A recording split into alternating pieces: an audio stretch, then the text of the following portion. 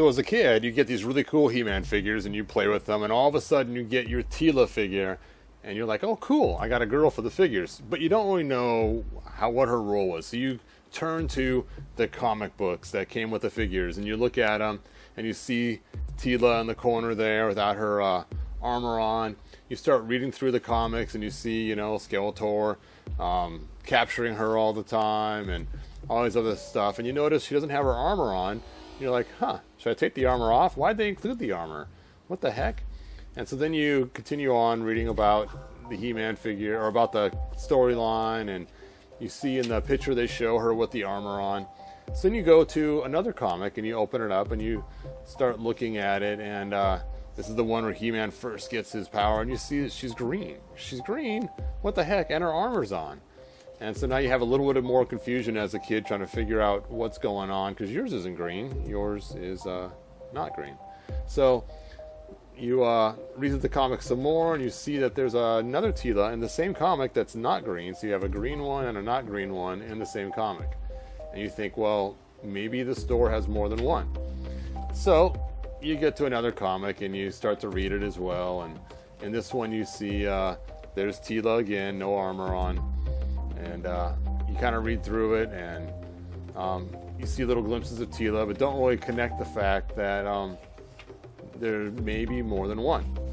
So then you get to this comic doesn't have much of Teela. It's just one frame, I think, where she's tied up or something. Let's see. I think Skeletor captures her or something. Well, I can't find it now because there it is. And she's wearing her snake armor. So, interesting. So then I get to this Manny Faces comic that I got as a kid, and start reading through it. And there's Teela. And then as you read about this, you see that there's Teela right there, no armor.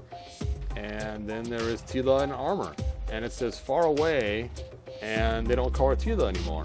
So now it's like, okay, I see what's going on here. There's two different Teelas, one with armor and one without. And the one without armor gets captured all the time, and the one with armor does not get captured as often. So I guess trying to flesh out the storyline. So as a kid, as many of you know, they had 4 major comics that came out first. These were the first 4 comics, and these are the ones that kind of set the lore at the beginning of the He-Man universe, if you will. So, these are near and dear to my heart. Well, so then you finally get to this comic here. And this one you've seen me talk about in videos before. And this is the Tale of Two Teelas. Actually, the Tale of Teela, not Two Teelas. The Tale of Teela. The Tale of Teela. And in here, it's a story about Teela being tortured mentally by Skeletor in her dreams and other crazy stuff like that. And then you find out that Skeletor separated her out and made a clone. And then the clone grew up, and he was planning to marry her and all kinds of crazy stuff. So there actually is 2 Teelas. So now, as a kid, you're like, oh, I have to go back to the store and I have to buy a second one and take the armor off. So you eventually end up with something like this. You have your warrior Teela and you have your other Teela. And of course, the warrior Teela does not come with any kind of weapon, so I had to find this sword from a secondary set of figures. And there we go. Now I got a sword for Teela for when she's fighting, and a shield. And then I have the no weapons Teela that uses magic of some sort with her snake armor and her staff. So there you go. That's what you end up with. Now, as a kid, I didn't have a Prince Adam because they didn't come out yet, and so I used to pretend like the 2 Teelas were one, and I would actually switch out the armor, and I would put it on the superpowered Teela, and obviously call her something else, and then I would take the armor off, and then it was regular Teela, and then back to the armor on, and I only could afford one Teela, so I would actually, she was the one that would transform, not He-Man, because, when I first started playing with my action figures, they didn't come out with Prince Adam yet, so it was kind of funny that Teela was the one that would transform, not He-Man. So Mattel made this one green, and I have no idea why, but it's cool. But I'm thinking they fixed it by using green powers And you can see all her effects are green coming out. And even in the comic, The Two Tales of Teela, or The Tale of Teela, you can see that she's surrounded by green like Green Lantern and gives her kind of a green glow. I think it's how they kind of explain the green away. So later on, they came out with another Teela. This is from the year 2002. This Teela came out. So they call her 2000X because the figures came out in 2002 and 2003. And then, of course, we have the classics. Now, the classics are my favorite. They are really cool. So we got this Teela here. And, of course, the blonde hair was cool because a lot of the comics had the blonde hair. And this is kind of patterned after the DC Comics Teela. And so it's kind of fun to put the blonde head on the regular Teela. So there you go.